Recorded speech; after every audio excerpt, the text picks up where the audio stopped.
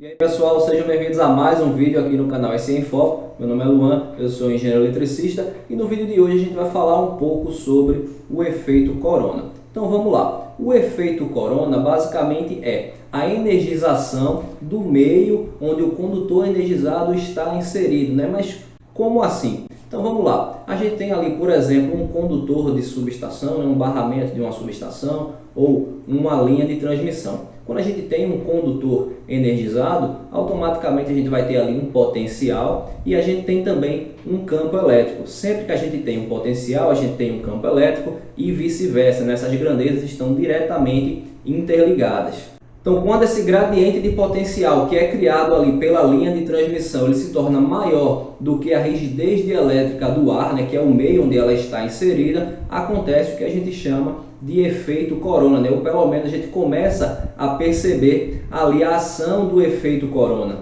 Então o efeito corona basicamente é isso, né? É a ionização daquele ar, né? Daquelas partículas que estão em volta do condutor energizado ali. Geralmente isso acontece em linhas de transmissão de alta tensão e também em subestações de alta tensão. E isso não é por acaso, né? Geralmente quando a gente fala de efeito corona, automaticamente nós associamos a altas tensões, porque a tensão talvez seja o principal fator que influencia no efeito corona. Existem alguns fatores que influenciam para que isso aconteça, mas talvez o principal deles seja a tensão da linha, né? A tensão do condutor energizado. Outros fatores que influenciam no efeito corona são a umidade, tá? A umidade geralmente quando aquele ar está um pouco mais úmido, geralmente em dias de chuva, em dias nublados, aquele ar se torna um pouco mais úmido, por consequência, a rigidez dielétrica desse ar ela tende a diminuir, né? Não é o potencial da linha que aumenta, mas a rigidez dielétrica que tende a diminuir. Quando essa rigidez dielétrica diminui, fica mais fácil de aparecer a ação do efeito corona. Então, geralmente, quando tem dias de chuva, a gente começa a ver alguma coisa ali, uma luminosidade ali na linha de transmissão, e isso é a ação do efeito corona. Então, a umidade é um dos fatores que influenciam na ação do efeito corona. Outro fator que pode ser citado aqui, como eu já falei antes, é a intensidade do campo elétrico. Em linhas de transmissão, em condutores de subestações com tensão elevada, e aí a gente está falando da ordem geralmente de 230 kV, a ação do efeito corona ela passa a ser perceptível e ela deve ser controlada, tá? A perda se torna muito elevada. Então, para essas subestações, geralmente ali em 230 kV e tensão superior, a gente tem que se preocupar com o efeito corona mais do que em outras tensões. Então, geralmente a gente adota conectores anti-corona nessas linhas de transmissão, nessas subestações a gente coloca conectores anti-corona, que são conectores um pouco diferentes daqueles conectores comuns que são usados até 138 kV. Inclusive, se você pegar lá um catálogo do fabricante, geralmente isso vai estar dividido entre condutores até 138 kV e condutores 230 kV e tensão superior, que esses conectores são conectores anti-corona. Outro fator que influencia é a poluição, tá? Assim como a gente falou lá, quando falou da distância de escoamento, a poluição vai influenciar diretamente para que a rigidez dielétrica ali do ar se torne menor e aí apareça mais o efeito corona. Então, quanto mais poluído estiver o ar, mais efeito corona a gente começa a perceber. A questão da salinidade é semelhante à poluição, tá? Então, quanto mais o ambiente for salino, mais propício à ação do efeito corona vai estar submetido, e também a geometria da linha, né? Dependendo da forma que a linha for construída, do condutor utilizado, das distâncias entre fases, essa linha pode ser submetida a mais ou a menos a ação do efeito corona. E o corona pode ser percebido de duas formas basicamente, que é a forma visual, que é quando a gente vê ali na linha de transmissão a luminosidade, a formação de descargas parciais, e a gente consegue ver de longe ali perto do isolador da linha de transmissão ou lá na subestação, e também o ruído audível, né? A gente começa a ouvir cada vez mais alto aquele zumbido que normalmente acontece em transformadores, em linhas de transmissão. Geralmente a gente escuta, mas quando o efeito corona está atuando de forma mais elevada, né, quando ele está mais intenso, a gente começa a ouvir também mais alto esse barulho. Então essas duas formas é que a gente consegue perceber ali o efeito corona.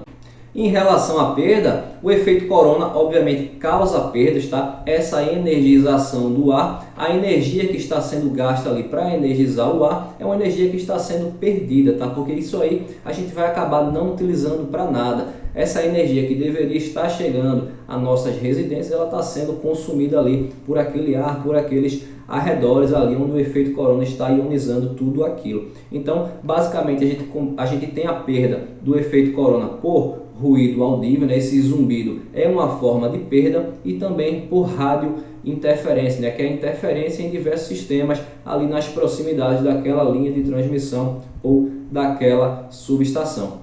E a perda, pessoal, é importante a gente citar aqui, porque às vezes a gente acha que aquela perda, só aquela luminosidade, é uma perda muito baixa, é uma perda que é irrisória, perto do montante de energia que é transferido no sistema, mas não é bem assim, tá? Eu tenho um dado aqui, apesar de ser um pouco antigo, um dado de cerca de 20 anos aqui, mas isso dá uma ideia do montante de energia que é gasta ali pelo efeito corona. Então, em uma linha de 500 kV, que foi medida a perda por efeito corona, a gente tem que a perda acontece em torno de 12 kW por quilômetro num clima bom. Então, num dia que não está chovendo, num dia que a umidade está controlada, em um ambiente que não tem tanta poluição, acontece ali em torno de 12 kW por quilômetro, mas em dias de chuva esse valor atinge cerca de 313 kW por quilômetro. Então veja que o aumento é substancial. Se a gente considerar que essa linha tem em torno ali de 100 km, a gente vai ter que a perda nessa linha, né, a perda total, mesmo que momentânea, né, já que isso vai estar acontecendo durante essa ação do efeito corona, né, isso vai diminuir quando a chuva passar, quando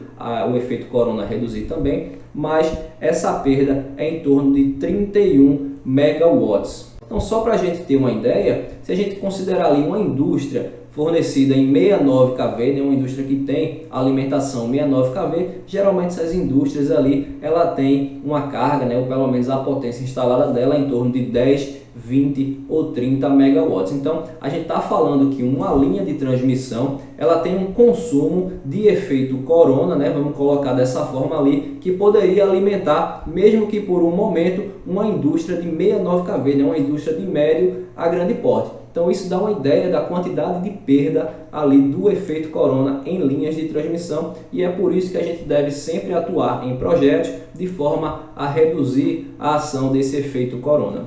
Tá, então como é que a gente pode reduzir a ação do efeito corona ali na linha de transmissão? Uma das formas de fazer isso é a utilização de mais cabos por fase. Então, quando a gente vê ali uma linha de 500 kV, geralmente a gente vai associar aquilo a uma alta potência. É claro que isso acontece, né? Quando a gente fala de 500 kV, a gente está falando de grandes blocos de energia. Então, além da capacidade de corrente daqueles condutores, a gente também leva em consideração ali a ação do efeito corona. Então, quando a gente aumenta a quantidade de cabos por fase, a gente reduz o corona resultante ali na linha de transmissão. Então, a quantidade de cabos por fase, né, o aumento de cabos por fase, ajuda a reduzir a ação do efeito corona.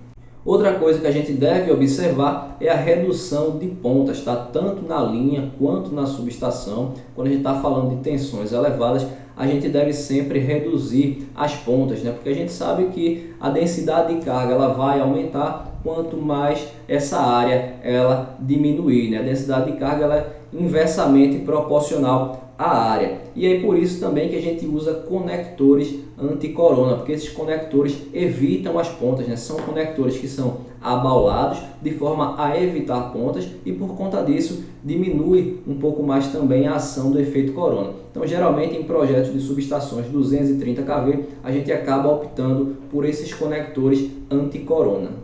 A redução da bitola do condutor também ajuda a controlar a ação do efeito corona. Por exemplo, quando a gente vai dimensionar o condutor da subestação, um dos critérios é o critério do efeito corona. E neste cálculo a gente precisa calcular uma coisa chamada Corona 17, né? Isso é chamado pela norma internacional. Basicamente é o limite de efeito Corona, onde a partir dali o barramento vai estar mais submetido a este efeito. Então a gente calcula esse limite de efeito Corona e depois a gente pega os parâmetros do barramento e aí a gente verifica se o gradiente de potencial produzido pelo barramento ele é superior ou inferior. Se ele for superior, quer dizer que aquele barramento está fortemente submetido ao efeito Corona e a gente precisa mudar alguma coisa. E uma das variáveis é o raio do condutor. Então, se a gente diminui o raio do condutor, a gente eleva esse Corona 17. Então, a gente retarda, digamos assim, um pouco a ação do efeito Corona, tá? Então, quando a gente for dimensionar o condutor da subestação, a gente deve sempre